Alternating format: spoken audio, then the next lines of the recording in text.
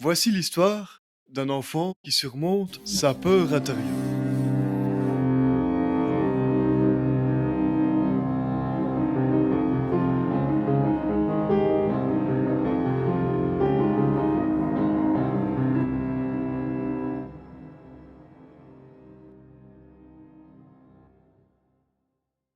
L'enfant entre sa porte et ses rêves. C'est toujours la même chose. C'est au moment où je vais m'endormir que la porte commence à grincer.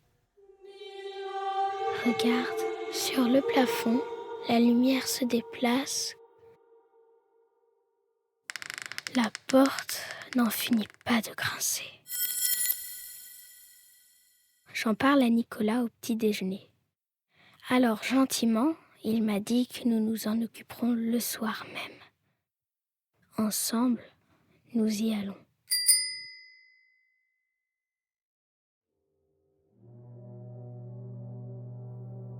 Nous prenons le couloir que je n'aime pas, celui où le plancher craque et où il y a des sons mous.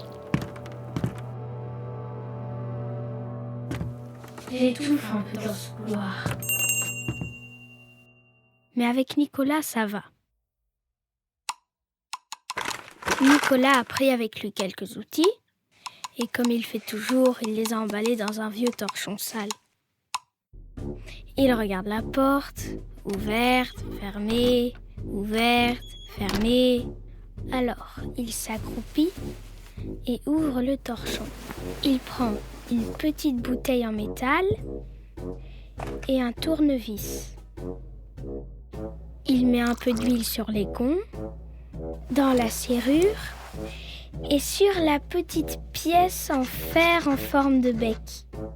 Ensuite, il prend des petits bouts de feutre, tout ronds comme des boutons, et il les colle sur le cadre de la porte.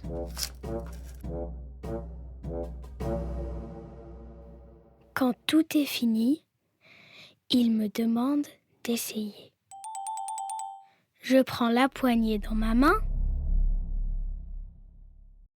ouverte, fermée, ouverte, fermée, ouverte. Ouverte, fermée, ouverte, fermée. Il a replié son torchon et nous allons manger.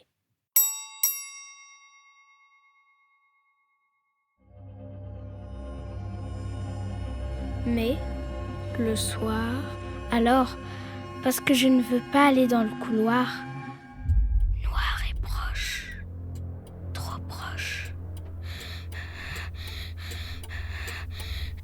J'étouffe. Mes mots ne partent pas. Ils restent enfermés dans la pièce. Maman! Maman!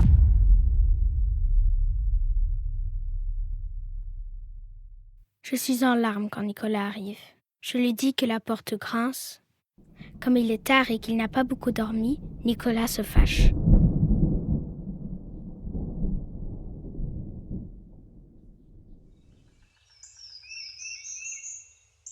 Le lendemain au petit déjeuner, il m'a déjà préparé un chocolat. Il me prend dans ses bras, sans un mot.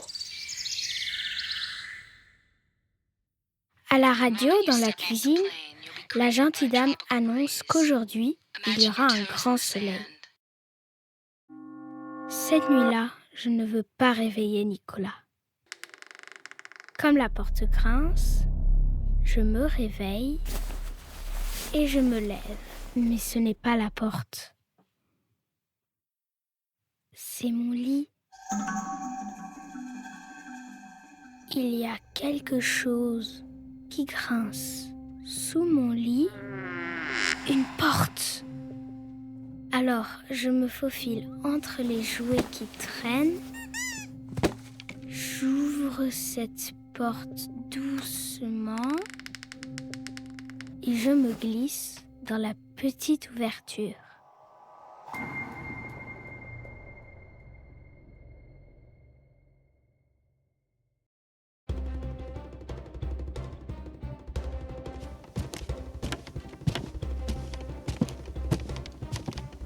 Je traverse des pièces.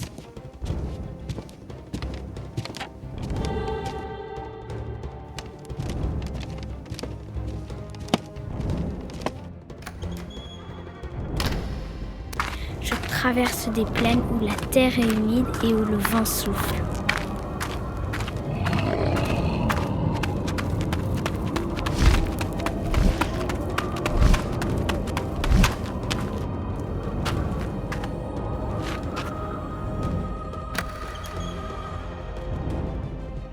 Je traverse la chambre de l'hôpital où tout est froid et carré.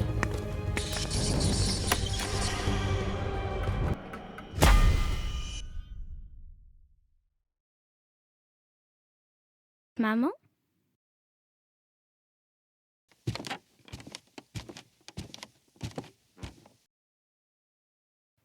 Doucement. Je passe le rideau. Je la prends. Je l'ouvre.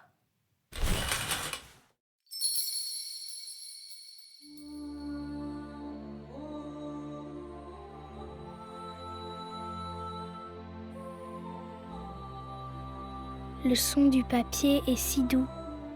Je pousse alors la porte qui glisse doucement et retourne me coucher.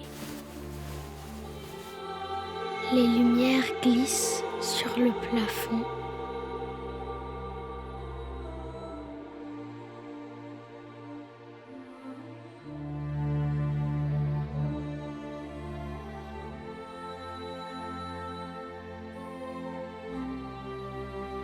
Je ferme les yeux et je